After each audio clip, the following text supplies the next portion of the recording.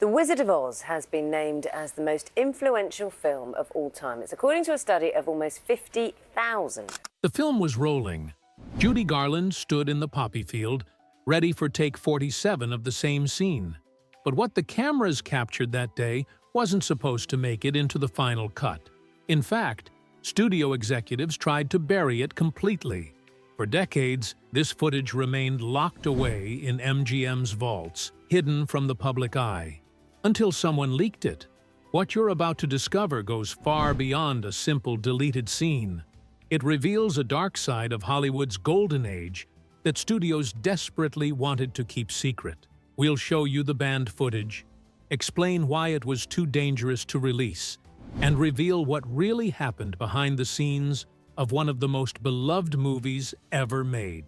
Stay with us. By the end of this video, you'll never watch The Wizard of Oz the same way again. How The Wizard of Oz almost didn't happen. Let's start with something most people don't know. The Wizard of Oz almost never got made. MGM bought the rights to L. Frank Baum's book for $75,000 in 1938, and studio heads immediately thought it was too risky. Fantasy films were box office poison back then. They flopped harder than you can imagine. But then something changed. Disney's Snow White became a massive hit, and suddenly MGM saw dollar signs. Here's where it gets interesting. The studio didn't want Judy Garland. Can you believe that? They wanted Shirley Temple, the biggest child star in the world at the time. MGM executives were convinced Temple was the only person who could make the movie work. They negotiated with 20th Century Fox for months, trying to borrow her. But Fox wanted too much money, and the deal fell apart. If that had gone through, you'd be watching a very different movie today. Judy was their second choice, their backup plan. Yet she turned out to be perfect for the role in ways nobody could have predicted. The budget tells its own story. MGM originally planned to spend $1.2 million. That was already huge for 1938. But as production began, costs spiraled out of control. The final bill came to $2.8 million, making it the most expensive movie MGM had ever produced. Studio executives were terrified. If this flopped, it could literally bankrupt the entire company. The pressure was crushing, and that pressure would lead to decisions that haunt Hollywood to this day. But money wasn't the biggest problem. What happened during filming would change lives forever. And not in a good way. The toxic nightmare that almost killed the cast. You know the Tin Man, right? That lovable character who just wanted a heart. The first actor cast in that role nearly lost his life because of it. His name was Buddy Ebsen, and he lasted exactly 9 days before disaster struck. The makeup department used pure aluminum powder for his silver look. Nobody tested it. Nobody asked if it was safe. They just covered his face and sent him out to perform. After 9 days, Buddy collapsed. He couldn't breathe. His lungs were filling with fluid. Doctors discovered his lungs were coated with aluminum dust. The makeup had literally poisoned him from the inside out. 6 weeks in the hospital, fighting for his life. And MGM's response? They replaced him with Jack Haley and kept shooting. No investigation, no safety review, just keep the cameras rolling.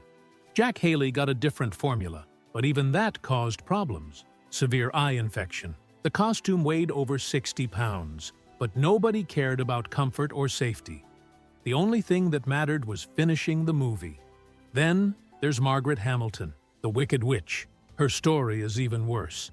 Remember that scene where she disappears in flames? The effect went catastrophically wrong. The trapdoor was supposed to drop her through the floor right as the fire ignited, but the timing was off. The explosion happened too early, and Margaret was still standing there. Second and third degree burns on her face and hands. You can actually see the terror in her eyes in some takes. That wasn't acting. That was real fear. She spent 6 weeks recovering, but the studio demanded she come back for more fire scenes. She refused at first. Who could blame her? But MGM threatened legal action. They had her under contract, but the darkest story belongs to Judy Garland. She was 16 when filming began. Just 16. MGM executives thought she looked too mature for Dorothy. Their solution: force her onto a brutal diet and give her pills, amphetamines, speed. They called them pep pills to help her stay energetic during 18-hour shooting days. They also bound her chest with tight corsets to make her look more childlike. She could barely breathe during takes. Crew members reported she fainted from exhaustion and lack of oxygen. Now, here's something that sounds like gossip, but is documented fact. The production hired 124 little people to play the Munchkins, the largest gathering of little people actors in film history. And some caused absolute chaos. Wild parties at the hotel, destroyed rooms, complaints from other guests. Studio heads were terrified the press would find out because in 1939, that kind of scandal could sink a movie before it premiered. But these incidents were nothing compared to what the cameras accidentally captured. And when studio executives saw it, they knew it could never be released. The hanging Munchkin legend and what really happened. For decades, people claimed they saw something disturbing in the background of one scene. You might have heard this story. It's become one of Hollywood's most famous urban legends. The scene shows Dorothy, the Scarecrow, and the Tin Man walking down the yellow brick road, singing and dancing. But if you look carefully into the trees behind them, something moves. Something dark and unsettling. Some swore they could see a small figure. Others said it was clearly a body swaying in the wind. But here's the truth, and it's somehow both less disturbing and more revealing about MGM's negligence. The studio borrowed exotic birds from the Los Angeles Zoo to add atmosphere to the forest scenes. One of those birds was a large crane, and it got loose during filming. What people thought was a hanging body was actually this bird stretching its wings and moving around in the background. So why did this become such a persistent legend? Because MGM never bothered to correct it. In fact, when the movie was re-released in later decades, they actually benefited from the dark publicity. People wanted to see the controversial scene for themselves. Here's the disturbing part that nobody talks about.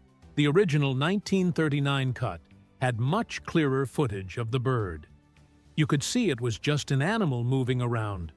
But in the 1989 remaster, something changed. The background was digitally blurred. The studio claimed it was to enhance picture quality and reduce grain. But film historians know better. They were erasing evidence of their negligence. Exotic animals shouldn't have been loose on a set, with child actors and dozens of performers. It was a safety violation waiting to happen. MGM saw an opportunity to clean up their mess decades later, and they took it. They literally rewrote history by altering the footage. What else did they change? What else did they hide? These questions still haunt film preservationists today. The jitterbug scene that cost $80,000. Now let's talk about the real banned scene, the one that actually existed and was deliberately destroyed. It was called the jitterbug sequence, and it cost a fortune to produce. Imagine Dorothy and her friends being attacked by jitterbugs, these flying insect creatures that make you dance uncontrollably. The scene was fully choreographed, fully filmed, and lasted over 5 minutes in the original cut. 5 minutes of elaborate dancing with dozens of performers in insect costumes. The production spent $80,000 on this one sequence alone. In today's money, that's over $1.7 million for a single scene. Think about that. They spent more on 5 minutes than most movies spent on their entire production. Director Victor Fleming fought hard to keep it in the film. He believed it was essential to the story's pacing and added a unique magical element. But when test audiences saw the movie in early 1939, they hated the jitterbug scene. Not dislike, hated. Preview cards called it bizarre, confusing, and too weird even for a fantasy movie. More importantly, they said it killed the momentum right when the story should be building toward the Emerald City. Studio executives made their decision quickly. Cut it, or the movie fails. Fleming was devastated, but he had no choice. The scene was removed entirely, not just trimmed. And here's where it gets darker. MGM didn't just shelve the footage. They deliberately destroyed most of it. Only a handful of still photographs survived, hidden away in private collections for decades. Why destroy it? Why not just archive it like studios normally did? Because the jitterbug scene revealed something MGM desperately wanted to hide. It required over 100 takes across 5 weeks of filming. And during that time, Judy Garland collapsed repeatedly from exhaustion. The combination of brutal choreography, those binding corsets, and the steady diet of amphetamines finally caught up with her. In 2010, a few seconds of the jitterbug sequence surfaced when a private collector donated materials to the Library of Congress. Film historians were ecstatic. Finally, proof that the scene existed. But what they saw in those few seconds broke their hearts. You can see the exhaustion on Judy's face. She's smiling for the camera, hitting her marks, performing like the professional she was. But her eyes tell a different story. They're empty, hollow. She looks like someone going through the motions while dying inside. The alternative endings nobody saw. Here's something that'll surprise you. The ending you know, where Dorothy clicks her heels and wakes up in Kansas surrounded by family, wasn't the only ending they filmed. MGM shot multiple versions because they couldn't decide how dark the movie should be. The first alternative ending was far too bleak for audiences. Dorothy wakes up in her bed, just like in the version we know. But when she tries to tell Aunt Em and Uncle Henry about Oz, they don't believe her. They think she's making it up or still delirious from the injury. The scene shows Dorothy running to her room in tears, and the movie just ends. No reunion, no relief. Just a little girl alone with an experience nobody will validate. Test audiences were devastated. Parents complained that their children cried after the screening. MGM executives realized immediately this wouldn't work. One executive wrote in a memo, "We can't send families home in tears. We need them to leave the theater happy, so they tell their friends to see the movie." It was all about marketing, even then. The second alternative ending went in a completely different direction. It was too religious. In this version, Glinda the Good Witch reveals she's been an angel sent by God all along. Dorothy's journey through Oz wasn't just a dream or a bump on the head. It was a spiritual test. The whole thing was loaded with Christian symbolism that modern audiences would find heavy-handed. Catholic groups somehow got wind of this version during test screenings, and they threatened to boycott the film. In 1939 America, you didn't mess with religious organizations. They had real power to shut down a movie's success. MGM quickly cut this ending and went with the safer, more ambiguous version we know today. But here's what's fascinating. Both alternative endings exist somewhere in Warner Brothers' vault. They've never been released to the public. Film historians have been begging for access for decades. Warner Brothers refuses every request. They claim the footage is too damaged or too expensive to restore. But many suspect the real reason is simpler. They're protecting MGM's legacy and maintaining the mythology around the film. How MGM covered up the truth. Let's talk about how MGM kept these stories quiet for so long.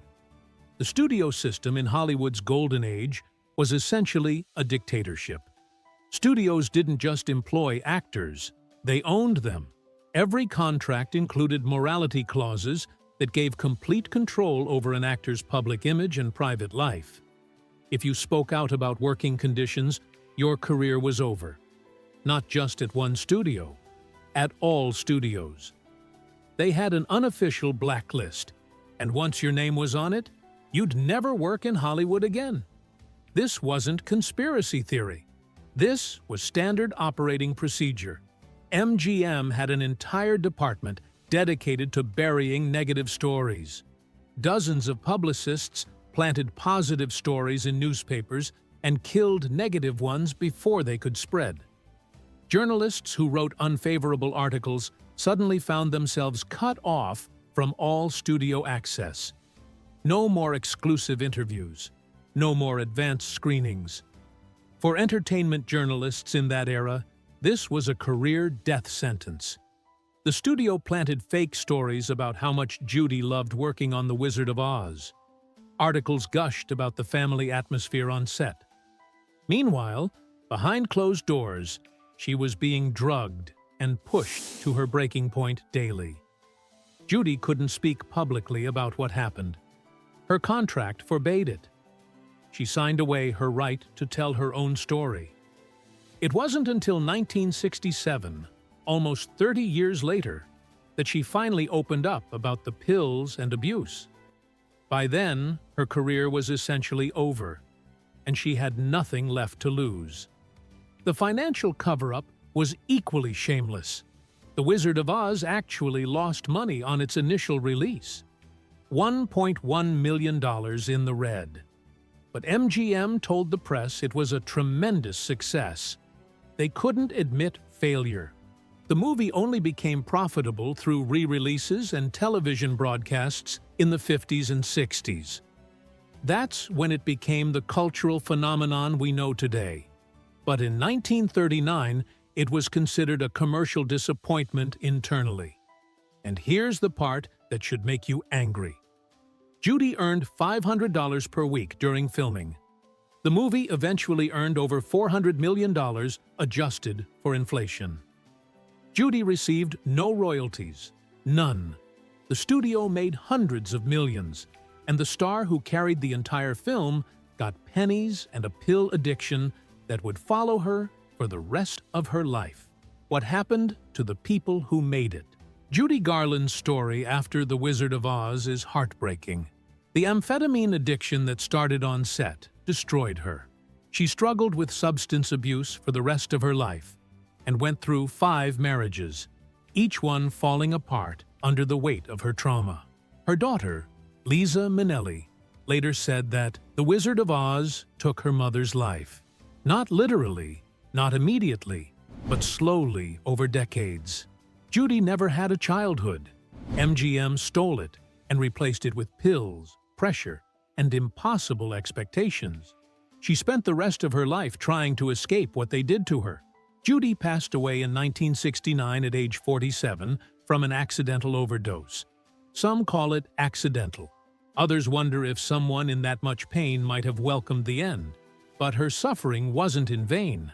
Her story became a symbol of Hollywood's abuse and inspired new laws to protect young performers. Margaret Hamilton took a different path. Despite severe burns that left permanent scars, she returned to acting within months. In the 70s and 80s, she became a beloved children's television personality on shows like Mr. Rogers' Neighborhood. Children who were terrified of her as the Wicked Witch grew up to see her as warm and funny. But she carried those scars for life. She didn't speak publicly about the burns until 1989, 50 years later. She never sued MGM. She was too afraid of being blacklisted. Ray Bolger suffered in his own way. The makeup caused severe skin damage and facial scars. He wanted to be a serious, dramatic actor, but Hollywood wouldn't let him. He got typecast as the goofy character, and that shadow followed him until he passed away in 1987. Jack Haley seemed to fare better. He avoided Buddy Ebsen's fate with a different makeup formula, but he still developed chronic respiratory issues doctors suspected were related to makeup exposure. He worked steadily until his passing in 1979. Why this still matters today? You might be wondering why any of this matters now. It happened over 80 years ago. Different era, different rules, right? But here's the thing. The Wizard of Oz changed Hollywood in ways that still affect us today. After Judy's story became public in the late 60s, California passed the Child Actors Bill. This law mandated tutors on set, limited working hours, and required trust accounts so parents couldn't steal their children's earnings. These protections exist directly because of what happened to Judy Garland. In 2010, Warner Brothers released a documentary called The Making of the Wizard of Oz. For the first time, they officially acknowledged the abuse during production. 60 years later, they finally admitted the truth. But they still won't release everything. Warner Bros. Owns over 200 hours of Wizard of Oz footage that's never been seen publicly. Film historians have been fighting for access for years. The studio refuses every request, claiming the footage is too damaged or too expensive to restore. Film preservationists call this cultural vandalism. But Warner Bros. Keeps it locked away, and many suspect there's more evidence of abuse that could damage the film's legacy. There's a growing movement called Release the Vaults. The argument is simple. If studios have nothing to hide, why won't they release it? The more they refuse, the more it looks like a cover-up. And here's something that should concern everyone. Child stars still face exploitation today. The forms have changed. Instead of pills and brutal schedules, young performers deal with social media pressure and different kinds of abuse. We like to think Hollywood has evolved, but has it really? Every few years, another child star comes forward with stories of mistreatment. The Wizard of Oz shows us where this cycle began. Understanding what happened to Judy Garland helps us recognize when it's happening again.